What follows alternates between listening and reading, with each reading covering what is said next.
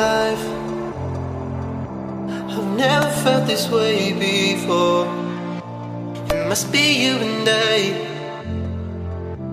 It's got me thinking about us more. It's these bright lights, they put me in a daze, and I can't stop